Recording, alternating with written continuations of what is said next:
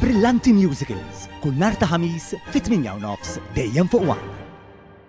L-erba' wara nofsinhar il-President ta' Malta George Vella żar il-preparamenti tal-Malta Biennale d'Art fil-Mużew Nazzjonali tal-Arti il-Muża. Il-Malta Biennale d'Art festival prestiġjuż li attira l-eluf kbar ta' viżitaturi kull sena kull fejn isir qed jiġi organizzat għall-ewwel darba f'pajjiżna u se jkun qed isir bejn il-11 ta' Marzu u l-aħħar ta' Mejju li ġejjin. It-tema ta' dan il-festival se tkun Baħar Abjad, imsaġar ta' żebbuġ, fejn se jiġu trattati 4 temi partikolari permezz tal-arti. F'kumment lil One News, il-President Vella semma kif dan il-festival li se jkun qed isir taħt il-patroċinju tiegħu attira ammont kbir ta' sottomissjonijiet minn pajjiżi differenti li jixtiequ jkollhom il-padiljuni tagħhom fil-Malta Biennale d'Art. Dan hija xi ħaġa li torbot il-kultura l-antika manki l-kultura preżenti.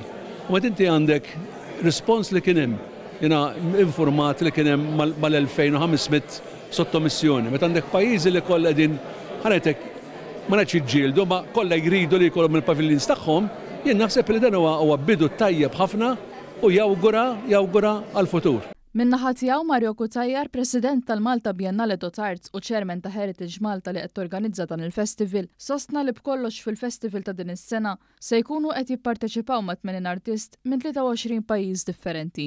B'kollox se jkollna mal-20 padiljun barra il-wirja ewlenija li se tkun mifruxa ma' Malta u Għawdex, imma hawnhekk għandna l-20 bejwet u 20 padiljun li se jkunu qed jieħdu sem.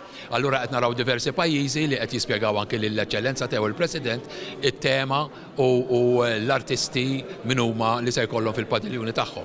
Kienet propju l-UNESCO li tat il-patronaġġ tagħha dan il-Festival tal-Arti f'pajjiżna u t-tim kuratorjali internazzjonali li hu mmexxi mid-direttriċi artistika Sofia Baldi Pigi.